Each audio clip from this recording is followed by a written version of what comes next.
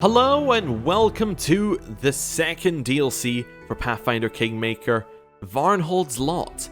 This is a completely separate little mini side story to the main game, which is really cool because the main game has a lot of content already, and it's nice to see a nice small self-contained thing which also explores a bit the main game that you didn't really get to see, which was Varnhold. Varnhold, in case you don't know from the main game, was another barony that was created roughly the same time as your character's barony, and basically it had a lot of things happen to it, and you basically only saw the consequences. You saw what happened afterwards. You didn't really get to see why it happened. You didn't get to see how. You got to see what happened. You got to see, what happened to the people, but you didn't necessarily get to see why they went in that direction, what caused them to do the things that they did, why there was a growing amount of pressure on them. You didn't get to see any of that. And I'm being deliberately vague because I want to keep it mostly spoiler free for the main game. At least for bits that aren't assumed knowledge, if you know what I'm meaning. Like, there are a lot of things in this DLC which are going to be assumed that you know from the main game, because this is a side story of the main game. You're meant to play it afterwards, at least as far as I understand it. Although, interestingly, you can import your save from this DLC into the main game. And, as I found out, because I've done character creation already, you can take the main game save and import it into this DLC. So, there's a lot of different things. Like, you can immediately, the moment you start it, see that the main game has imported in, and you can see the main character from the main game, R1 being Sevalos, the gnome sorcerer. So, what I'm going to do is I'm going to, meet you at the end of character creation. And then we're going to jump into the game. So, I'll meet you at the end of character creation. Right, so as I promised, this is the end of character creation. And we are playing as our lovely half-orc, Al. Al is a fighter, he's an Aldori defender, and he's very into dueling swords.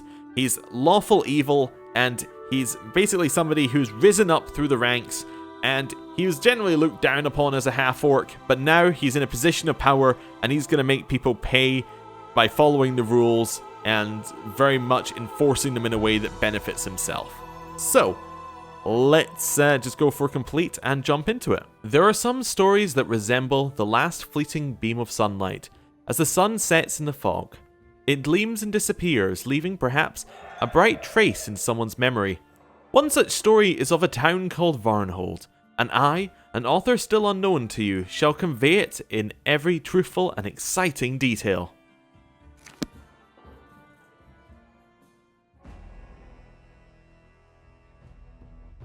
Lords and ladies, today we are here to honor 3 brave people who have done the impossible.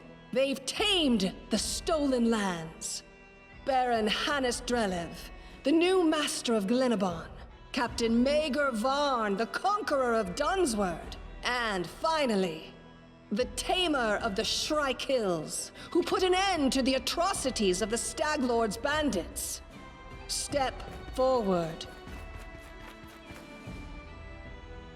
On behalf of the people of the free city of Restov, I confer upon you this noble title.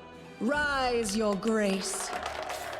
Oh my god, our main character looks so ridiculous compared to everyone else. Step forward. On behalf of the people of the free city of Restov, I confer upon you this noble title. Rise, your grace.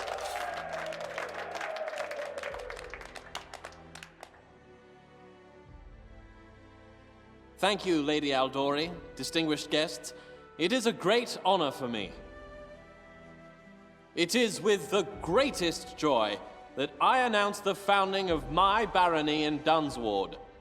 It shall be called Varnhold. But I must say that this happy event is not mine to claim alone. The stolen lands would never have yielded to me if it weren't for the valor of my friends and companions. Now I would like to introduce my right hand, a hero without whose help I wouldn't be standing here now. Please, step forward. Hey, that's us.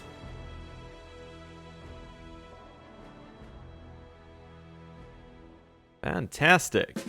This is our first look at Aldefon. So, just out of curiosity, he got his dueling sword, right. That was one of the things I was worried about in character creation, is that he wouldn't have the dueling sword, which basically, well, allows him to function as a character. Let's see what else we got in here. So we got Bag of Holding, very nice. We got some torches, we got a rapier, we got Tartusio's Present. Now that came from the main game. I am going to wear it because it's +1 armor class, and why would I not? If I can actually successfully drag that over. It looks like we got a few things from the, well, looks like we just got a few random little bits. We'll equip that. Belt Lantern we probably don't need right now. And that's us pretty much ready. Ooh, Willis's journal. Interesting. Now that was usually Lindsay's journal in the main game. So Willis must be the person who's writing the story for us this time. Very interesting. Right. Let Maegar know when you are ready to go. During the celebration, Baron Varn's companion can spend their time talking to the guests of the reception and trying to grasp the intricacies of local politics. And then, off they go, Varnhold awaits. Okay, so basically we are starting at the end of, I think, chapter 1 of the game. So what's happened in the main game at this point is the main game character, the one that you saw with the wizard's hat on this one. The reason why we have our character in is we had to import it into the game before we started. Basically, they were the ones that we were playing in the other series. They are the ones who have gone off, they've beaten the Stag Lord, and they now have the barony. We are obviously playing as a side character who was in the main character's story, but now we're kind of moving off. We're moving off, we're going to divert away, and then we'll divert back in later, in theory. Right, let's just have a speak. Let's just speak to some people. Let's start with Jemandi Aldori. So she's the Sword Lord who basically gave the quest to the main character in the main game, basically saying, you know, here's what you need to do. So you're the famous Aldefon. I'm pleased to finally meet you in person. Varn has told me much of your deeds. So Varn, one of the competitors who successfully completed Jemandi Aldori's task, received a barony as a result. The Varnling Host fought for your interest many times, but we haven't had a chance to meet in person yet. It's a pleasure doing business with the Varnling Host. You offer honest swords for honest gold. You do charge a fair amount, but this means I won't have to worry about someone else buying you out from under me. Alas, not many mercenary teams can boast your reputation. So the Varnling Host is what we're a part of. It's a mercenary group created and led by Maegar Varn.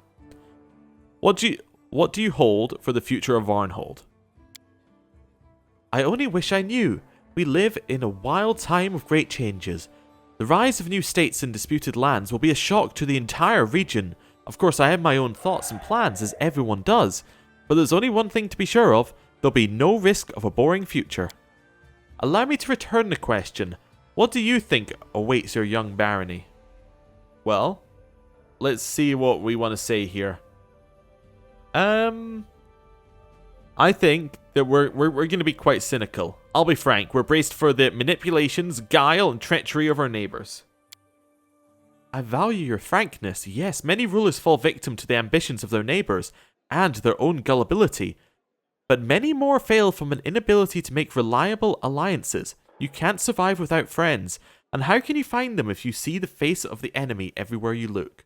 Right, I must go. I wish you luck.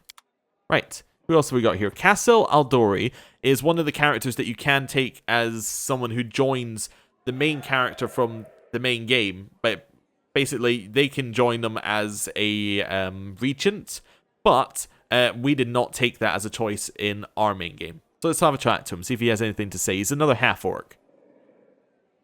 It's high time that Varna's people were rewarded for their many feats. I'm glad the moment has finally come. I don't know who Yosef or Iosif or... Anyway, I don't know who Selamus is. Today we raise our cups to Varnhold. I only look forward to the day that we raise them once more to celebrate an independent Rossland. Okay, yes. So basically, Jemandi Aldori rules the Sword Lords who kind of want an independent Rossland, which is the area that they are in. And that was her objective in the game. But we don't need to worry about that too much. Natala Sertova? Natala Sertova gives you a cool but mildly curious look, as if you were a peculiar animal at a zoo. Aldefon, right hand of Maegar Varn, hero of the legendary Varnling Host. They say your courage is only matched by your ingenuity. Is this true? Sertova. So, House Sortova, the current ruling family of Brevoy, is also the oldest Brevic noble family and the most influential. Their original holdings are the environs of Port Ice in the northern Isia on the shores of the Lake of Mist and Veils. The Sortovas are known as careful and cunning diplomats. Before Chorrol the Conqueror invaded, the Sortovas were known as pirates and raiders, and the family still has many connections with the pirates and brigands of the region, many of whom are distant relatives of the Sortova clan. Their family motto is, "Ours is the right." So basically, they're the other side of the Jamandi Aldori. So Jamandi Aldori controls Rossland, and the other side is the Sortovas, who basically are they almost completely control Brevoy in a way. Like, they are a very big power in Brevoy, as far as I remember. So, basically there's a conflict between these two. Anyway. Let's just, let's again not be too full of ourselves here. Let's be very kind of straightforward. People say many things. I prefer actions to words.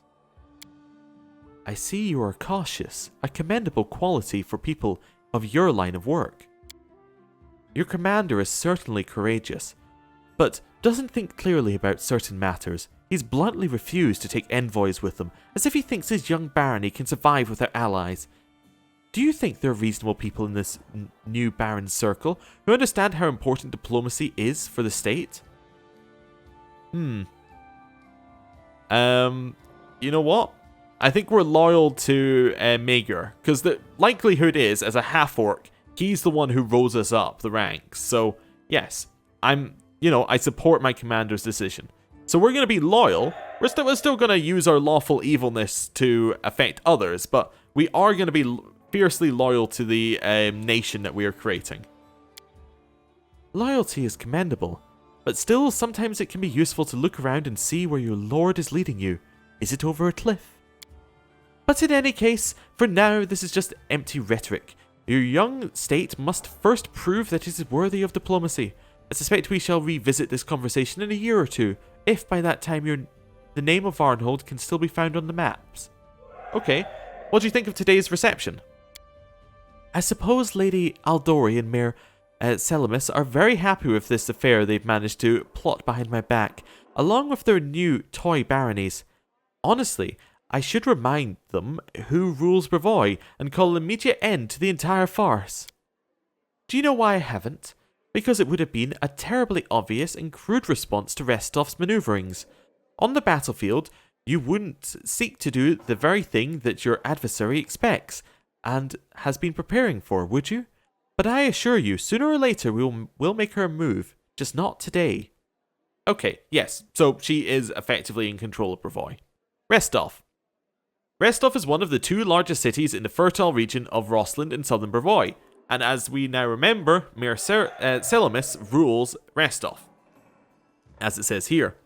Lord Mayor Iosif Sevalos leads the city, which is a trade and cultural centre that borders the river kingdoms, the Shirk River and the Stolen Lands. As the birthplace of the Aldori dueling style, the city boasts several Aldori and Taldan dueling schools, which has led the city being a favoured place for young nobles to practice dueling championships. Most prominent among them is the Aldori Academy, widely regarded as the region's finest war college, and presumably somewhere where we would either have to be trained from there or we would have had to have come here at some point. So we're probably very familiar with this as a character. What are your thoughts on the future of Varnhold? You are addressing the ruler of Brevoy. I don't guess anyone's future, I determine it. But as for Varnhold, truth be told, I am still thinking about what to do with you. We'll see how you deal with the lands you've received. Well, I have to go. Have a safe journey. I wish your barony happiness and prosperity. And then we have Chandra Murphy, I think is just her assistant. From mercenaries to barons. Well, there are some from noble families with even humbler beginnings. Oh, interesting. So, Keston Garrus is your, I think he works for the Sword Lords of Restov, but he's also a character who comes to the main the character from the main game's court. So, be interesting to see what he has to say to us. Well, Tartusio, well, scum, how did we, maybe I've had one too many. Yes, Tartusio was kind of our rival in the early game of the main game. Lindsay? My friends went ahead, but I stayed to chat with the heroes of the Varnling Host. Who would have imagined that you've accomplished so many feats? I hope that someone makes a song out of you, makes a song about you too. That went away really quickly each time. Is Vanky Keg? Hello. Building homes, settling hearths, and turning wastelands into bountiful fields. All of these are pious acts. May Erastil aid you. I think he's the priest of this area. Right, Lander Labida is done. A regent we took with us to our court in the main game. Why do we keep looking around shiftily? There's no better way for people to think that you're shifty than to look around like we just did there. Anyway, Lander, hello. Varnhold, is it? It is, then. I'll be curious to see what you managed to build there. I might even pay you a visit sometime. Okay, cool. Hannes Drelev, I think it has Glenbon, which is the... Not Glen... Is it Glenbon he got? He got the other one that we didn't get, basically. Purr, rootless upstarts. Basically, he's a noble. As in, he's a born to it noble. How do we leave this place? We're kind of done. Ah, over here. So we got Cephal Laurentis. No stopping now. Who I think is the court wizard of Maegar. And then we have Maegar Varn. Hello. As the guests linger and entertain themselves, one hero of the occasion stands aside. Maegar Varn, the leader of the Varnling Host, your direct commander and henceforth the undisputed Baron of Varnhold. He's busying himself with one of his favourite pastimes. He's trying very hard not to yell, but he's furiously arguing about something with the party's co-founder, a wizard named Cephal Laurentis, Varn's oldest companion and his most uncompromising opponent.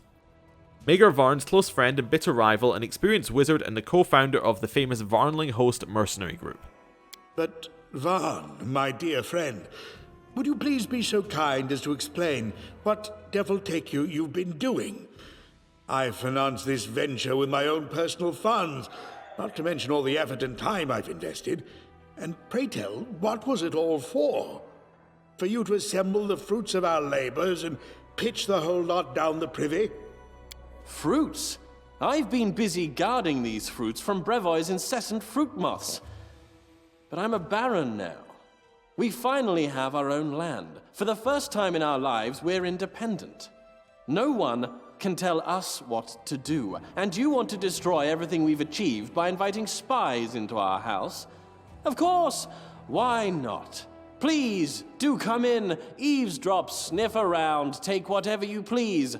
Cephal is generous. He said make yourself at home. I guess the Maegar that we meet here is a lot less friendly than the one we meet later. He's maybe not as humble as he was, because this is basically him on a high. This is him as a, I've become a baron. You know, that's gotta boost your ego by quite a lot. Oh, Asmodeus, please give me the patience to withstand this nonsense, or take my soul already. Varn, what are you saying? What is this independence you speak of? We depend on Restov for literally everything, from the inflow of settlers to the food to feed them. I like Jamandi no more than you do, but it will take us years to free ourselves from her influence. Right now we must bow to our patron, brag about a title we received from her very hands. Listening to you is disgusting. Did we claw away our own piece of land, only to keep toiling away for all those... Ah, friend, you're right on time. Come, be our arbiter. What are you talking about? At issue is the fact that Jamandi Aldori has generously offered to Maegar the use of her envoy. And who is Jamandi Aldori? The very same one who created our barony, and who could make it disappear with a flick of her finger. An insignificant figure in the grand scheme of things, no doubt. But good Varn refused her. And to top it all off, he rather suggestively hinted that he considers every single one of Brevoy's diplomats to be spies. Okay, what's very interesting about this is that was my exact reasoning in the main game for not taking Jamandi Aldori's, her figures into our court. We said, I was saying like, no, I don't want to take them. Because they're just going to be doing spy stuff, they're going to be undermining us, I don't want them. And that's pretty much what he's saying. I agree 100%. What else should I consider them? Sephal, have you grown foggy in your old age? I can hardly recognize you. You've always been a hardliner. You've always put the interests of our ventures above everything else.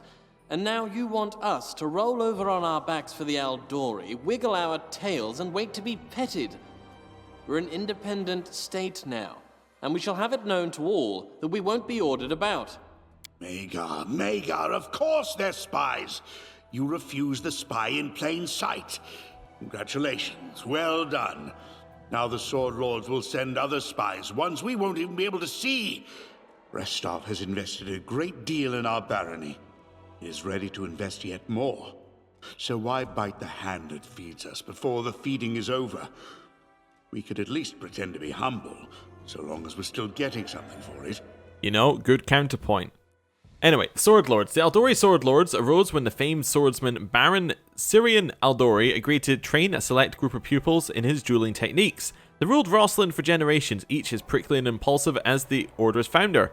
Though they are considered some of the finest sword fighters in the Inner Sea region, they are also obsessed with personal standing and honor. Well, for one thing, that's low. By accepting Restov's handouts, we're taking on certain obligations. I know you don't care a fig for morality, but think of our reputation. Who will want to deal with us if we steal from our employers and stab them in the back? Why do you keep saying us and our? Do I need to remind you that you're a baron now? That is the difference between you and me. You were born of a noble family, and yet even now, after receiving lands and power, you continue to think like the leader of a band of thugs. While my parents plowed the soil, and I learned to read by moonlight. But even as a snot-nosed child, I tried to think like a ruler, a king without a kingdom. After decades, my plans and schemes are finally bearing fruit. I shall not allow you to destroy everything we have created with your stupid pride. You know what? I think as a half-orc, we don't like being looked down upon. We like being up there and in charge. We're going to say with Maegar, we're going to say he's right. We must claim our rights at once, or we'll never be able to climb out from under Restov's boot. We're very direct, we're very straightforward. I will tell you one thing. If you engaged battle as clumsily as you're playing politics, all of us would be long dead by now. Caution, restraint, tactical finesse. When you're on the battlefield, you seem to remember what these things are. How is it that you've forgotten all of it now? With all due respect, Sephal, I'm still the military leader here.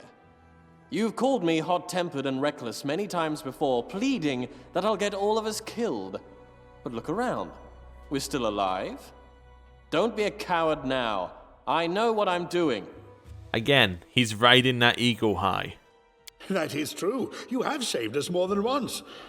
Apparently in order to valiantly ruin not just a party of mercenaries, but an entire barony. All right, enough arguing. What is done cannot be undone. You spoiled my game quite a bit, Maegar, and I will not forget it in a hurry. We shall try to play with the hand we were dealt.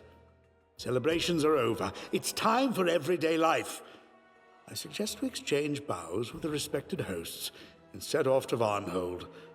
We have much work to do. Let's go! Varnhold awaits! And we're off. Okay, it's interesting hearing that they had some of the same reasoning that we had. Oh, interesting. We're going to take a different road. This is how the game started when you were playing on the other side. That you went up to Oleg's, but this time we're not going to Oleg's, we're going down to Varnhold. That's kind of neat. I like it. Yeah, that is very, very neat. And in we go. Right.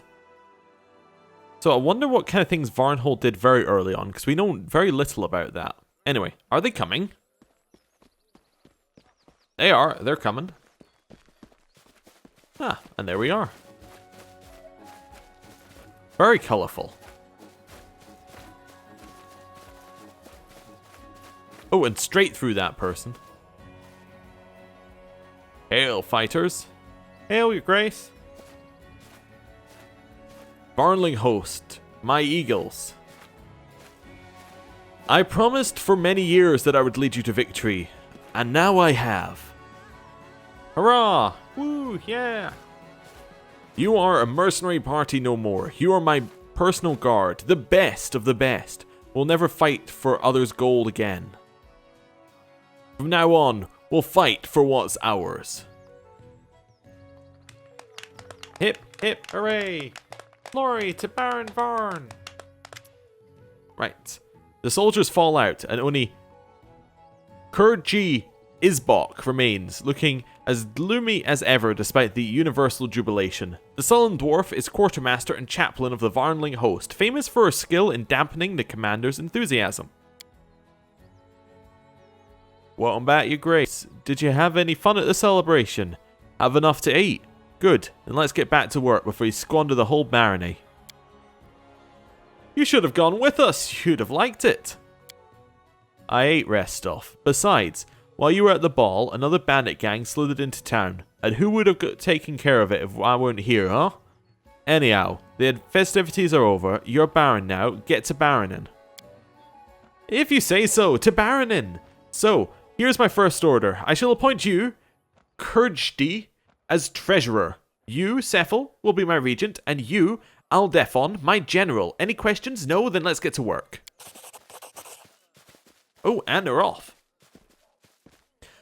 Well, General, here is your first order. Talk to Kjurgi and pick 3 of our lads as your brothers in arms. I can't spare more than 3 for now. Someone has to guard the capital. Take the best. Whoever will follow you to hell and back. When you gather them together, find me at the fort. There's something I need you to do. So interesting. We are effectively playing a single character party. We just basically get some mercenaries. That's a very interesting thing, because that's not how the base game went at all. But maybe there's more to it. Let's gather our party. So ripples on the water. The news from Dunswood worry Maegar Varn. The trouble is brewing there, and the Baron and his people had best sort it out. But what does this news mean? Is it just ordinary petty trouble, or the sign of something bigger, or a greater threat yet hidden from our eyes? Okay. So we get to wander around Varnhold a little bit. Cool. So we got Ignash, and we got Kjurdid. Kjurdid? Anyway, who's Ignash? An old man in threadbare robe squints at you, fiddling with his matted beard. What do you seek, soldier? Oh, I'm sorry, General, of course. So what'll it be? Spells, magic, secrets, old Ignash can do anything. Knows everything. I have wands and potions. I can tell you your fortune. It won't cost much. You detect the sour stench of stale alcohol as the old man mumbles. Who are you? With visible effort, the old man focuses his eyes on you. Me, Ignash the Sorcerer. I worked for years in snow and rain, near a bear and near a doe. Any doe. And one sad day I got myself wasted, and suddenly the gift of magic I tasted. Now I wander with fortunes to tell and spells to sell. Tell me my fortune. The old man hides the money away. He takes out a handful of bizarre dice with different numbers on the sides and squiggly marks instead of numbers. With different numbers of sides and squiggly marks instead of numbers. He shakes the dice in his wrinkled, trembling hands, casts them, and studies the results for a long time, moving his lips in silence and quietly counting on his fingers. Empyrean love awaits you. Happiness is passing close by. Be careful not to miss it. Alright, what have you got? Hey, here, look, everything is real, plenty of magic, but no tricks. Okay, so what have we got? He basically sells you every magic thing you could want. Yeah, okay. Fair enough. So he's basically just a generic seller. That's okay. I can live with that. Interestingly enough, we still have these 2 in our group, and he has bewildering injury on him. It's a very odd one to just start the game with, but whatever. I'm assuming they're not going to be in our group for long. They're also not really in our group. Can we actually look at them here? If I go, oh, I can look at them if I do that. Oh, okay. Interesting. So he has a wand of burning arc, and he has a quarterstaff. Okay. Then we have Maegar, who's like a rogue type character, I would assume. We're also very close to level 6, like insanely close. What type of characters we got? We got a wizard. Ooh, a bitter friend. Sephal Laurentis is an experienced wizard and co-founder of the Varnling Host. He serves as Baron Varn's mentor and uncompromising critic. He is a dismal man, I must say. His stare can make one curl up into a ball, or at least walk away as quickly as possible. Even I, a seasoned adventurer, never thought to cross him. Sevalos likes to imagine that he knows more about politics than Baron Varn, his young and daring companion. The two have been together through thick and thin, but will they be able to remain true to their union now that it's being tested by power? Okay, that's what we got there for him. Let's see if we got anything else that makes sense. Okay, so he's lawful evil along with us. Interesting. Okay, and then we got Maegar Varn, by right of the sword. As the youngest son of a nobleman, and with a long train of brothers between him and the title, Maegar Varn learned to take by strength what he'd never received by right of blood. With fire and sword, even as a youth, he led a team of mercenaries called the Varnling Host. After decades of glorious feats, he received the title of Baron from the hand of Jamandi Aldori herself. As the new ruler of Varnhold, he faces new problems and opportunities. But will he become a ruler or remain a reckless mercenary captain? Okay, so you can kind of see where our influences are coming from here. We have Sevalos, who's very much about, he is lawful evil, he's very much about getting the most out of situations. He's got that kind of, that political brain about him. He knows what needs to be done to influence people. And then you got Maegar, who's very much given us that take what we want by force if we need to. Like, we've got that different kind of play there. Alright, so he's just a straightforward rogue, nothing else. Cool. Right. Head down this way. We do have a tavern we can go into, but I do want to just talk over here first. Alright, are these potential characters that come with us? Maybe. Kajurdi. Hello. Kajurdi Esbok, formerly quartermaster and chaplain of the Varnling Host, now treasurer of Varnhold, greets you with a curt nod. Over all the years you've spent in the party with this no-nonsense dwarf, she's only smiled 3 or 4 times, and never when she was sober. So you finished celebrating? Had your fun? Then let's get to business. My gut tells me they aren't going to let us live peacefully in this land. Well, we're lucky to have a resourceful person like you on our side. Well, of course you are. Without me, you'd all be paupers. But why are you sucking up to me? You after the beer in my stock? I'm not pouring any today. Don't get your hopes up. You're cheerful as always. What is there to be cheery about? Of course, a barony is a profitable venture. But do you have any idea what it's like to be treasurer? The quartermaster's job was a thorn in my butt, but this one is more like a wyvern's claw, or a whole wyvern. Alright, so I can say I need the help of a priest. Does this open up a shop? Alright, it doesn't open a shop. Okay. Why does the father of creation still tinker with us fools? Mark my word, someday his patience will end, and all of us will be finished. Fine, you can buy any scroll you need from me. Just read it. I don't imagine I'm going to run after you outside the city. When you go off on a march, you best take a cleric with you. Alright, so we can get stuff from them. So show me what spells you have. Alright, so she doesn't actually appear to sell any spells, which is interesting. After talking about it, she doesn't seem to sell any. She does sell armor and things. Oh, there we go. She's got some things to sell. And camping supplies, which, very interestingly, look different to the camping supplies in the base game. Huh. We should buy some of those before we go out, but, you know, we'll let the game guide us on that one. Right. I want to take someone from the team on a raid. I would recommend Gekor, the Bruiser, and Tahara. It's a waste when such a strong priest and fighter who can tear enemies to pieces with his bare hands is stuck patrolling the streets. And Tahara, that insolent mug, I'm afraid to keep her cooped up in Varnhold. Well, she starts thinking too fondly of the good old times when she was the pirate. Yeah, okay, I'll take him. Oh, is the Bruiser separate? Oh, I think the Bruiser might be separate. I mean, it's Gekor, the Bruiser, and Tahara. Yeah, I'll take those 3. It's a deal. Right, so who have we got? Oh, we don't actually have a party yet. Okay, well, that's fine. Ooh, stuff to loot. Let's have a look in the tavern. Okay, more stuff to loot. Well, we'll have that as well. Can't leave without, you know, a good lot of food. Right. Karida? Or Karida? The tavern owner. Slivid. Although it said Karida when we clicked on her, but it's Slivid now. A freckled halfling waves to you gladly.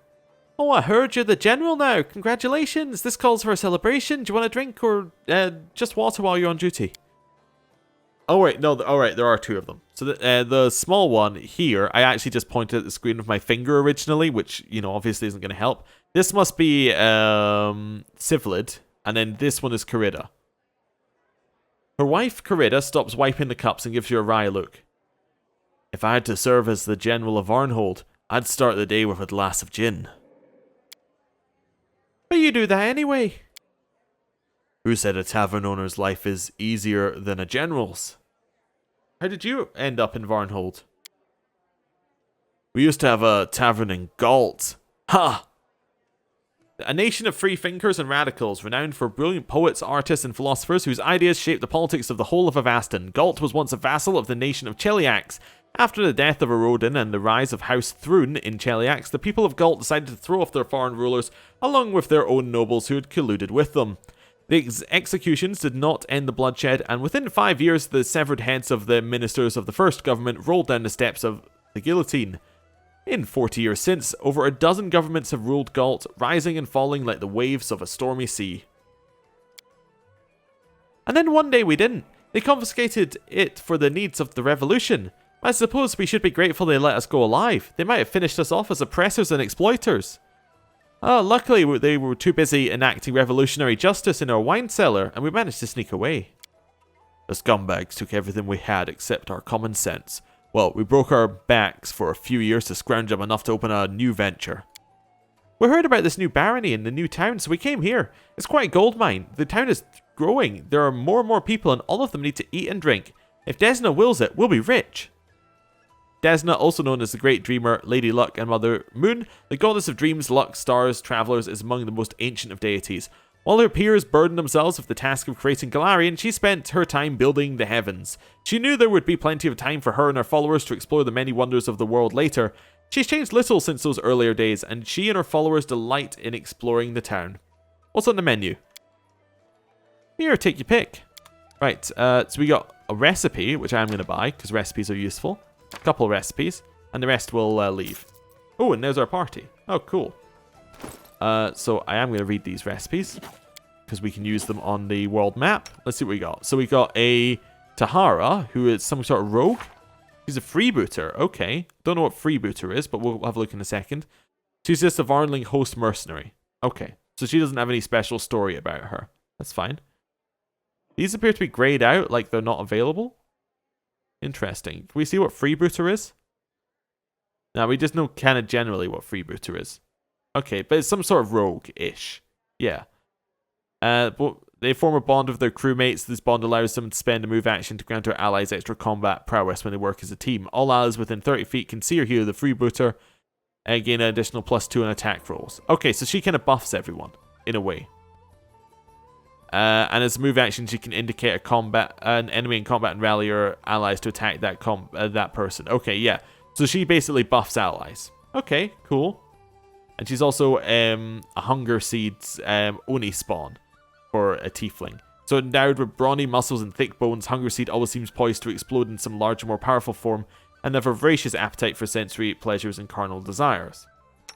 Then we have Bruiser, who is a Scaled Fist. So that looks like he is a monk. Yes, it looks like he's a monk of some kind. Yeah, and he punches people. That's fine. I know what monk is. We got that. Then Herald Caller is our priest. Yeah.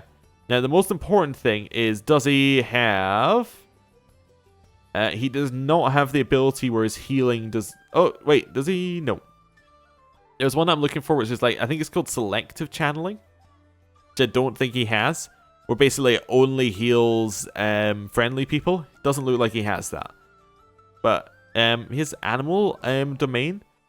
Okay, so... He gets an animal... He will have an animal companion? Interesting. Okay. An interesting cleric kind of way. So it's kind of cleric, druid, ranger kind of character. Cool. Right. Let's head upstairs. And see what we got over here. So we got beds. That's where we can rest, obviously. And in here... 6 camping supplies. Very nice. So this must be our room. I like it. So that means we don't need to buy camping supplies. At least assuming we're only going 6 away. Right. Well, I think I'm going to end the episode here because next time we're going to go and speak to Maegar and basically figure out what we want to be doing. So Maegar is going to be up here in the fort, I would imagine. But we'll have a little look around town. We'll speak to... I've completely lost us. We're further down? Yes. We'll have a look around town. We'll speak to Maegar and we'll see how things are going. But so far, I'm really liking this DLC. It seems to be more of the main game, and that's exactly what I want. I'm also interested to see how a shorter experience is for this game, because a lot of the stuff in the main game was all about, you know, things happening over large lengths of time. Like, it was days and days and days and days of things happening, which isn't really happening in this DLC. It's all going to be within 10 to 12 hours, so it's got to be a lot of action, and I'm very excited to see how things go. So, thank you for watching. I will see you next time. Goodbye.